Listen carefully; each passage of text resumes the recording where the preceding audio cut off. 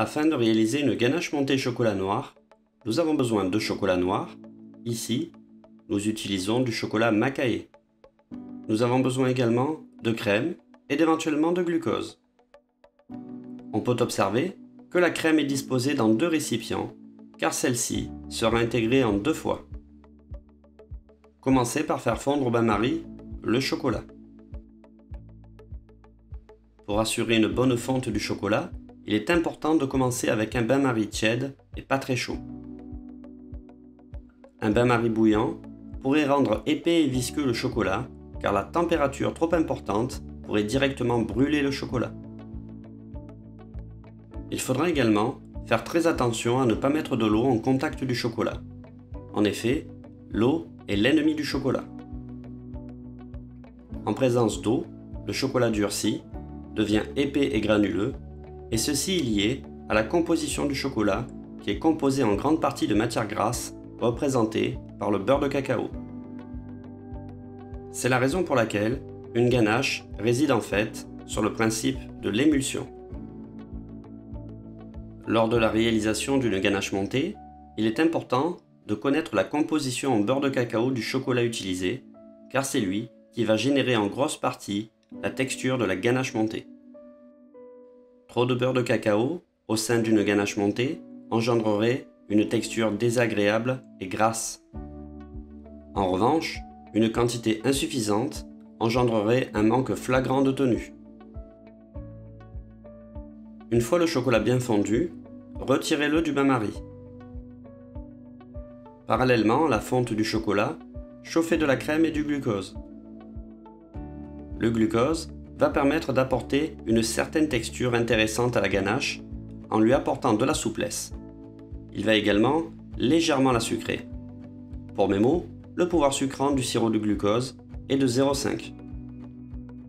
Certains professionnels utilisent du sucre inverti pour apporter de la souplesse, du moelleux et de la conservation. Néanmoins, cette pratique a tendance à s'estomper car le sucre inverti développe un pouvoir sucrant de 1,2, ce qui n'est pas négligeable en termes de sucre au sein d'une préparation.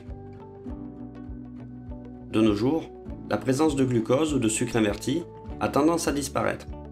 En effet, ils vont jouer un rôle sur la texture de la ganache montée, mais ils apporteront tout de même un peu plus de sucre dans la recette, ce qui n'est pas forcément judicieux. Une fois la crème chaude, versez lentement la totalité du mélange chaud sur le chocolat fondu. Traditionnellement, on intègre la crème en plusieurs fois. Néanmoins, pour les chocolats contenant une forte teneur en beurre de cacao, il est préférable d'ajouter la crème en une seule fois. À l'aide d'une maryse, mélangez énergiquement depuis le centre en décrivant des petits cercles pour créer un noyau élastique et brillant. L'objectif ici est de créer une émulsion entre le chocolat et la crème grâce à une action mécanique. Ici, nous utilisons une maryse, mais on pourrait utiliser un fouet sans aucun problème.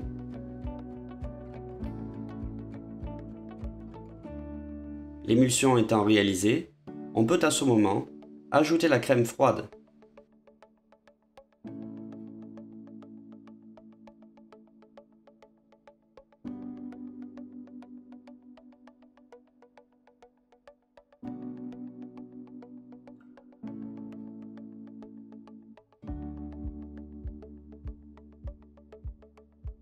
Mélangez convenablement le tout afin de rendre l'appareil homogène.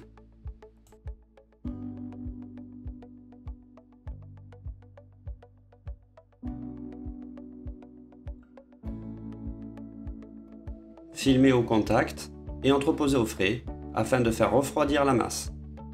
Idéalement, la veille pour le lendemain afin que le beurre de cacao puisse exercer son effet de façon optimale ou à défaut dès que l'appareil est froid et pourra supporter un battage au fouet. Une fois l'appareil refroidi, on observe un changement de consistance lié à l'action du beurre de cacao.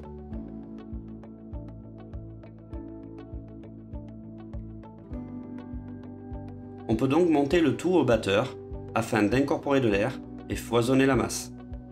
En effet, la crème a la capacité de foisonner, c'est-à-dire de capter de l'air et de prendre du volume. Le foisonnement est en partie dû à l'enveloppement de bulles d'air par les globules gras de la crème. Le fouettage de la crème va entraîner la rupture de la membrane des globules gras et l'incorporation de bulles d'air grâce aux nombreuses branches du fouet.